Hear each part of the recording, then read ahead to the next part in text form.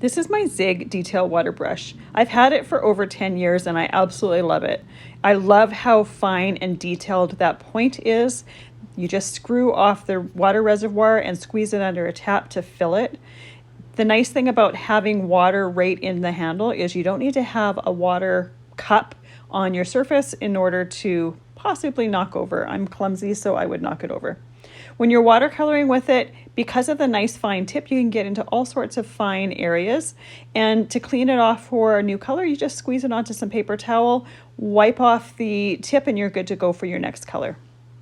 You can use it for any water-soluble inks. I regularly use them with Distress Reinkers, but I also use them to watercolor with Perfect Pearls, which has a nice shimmer to it.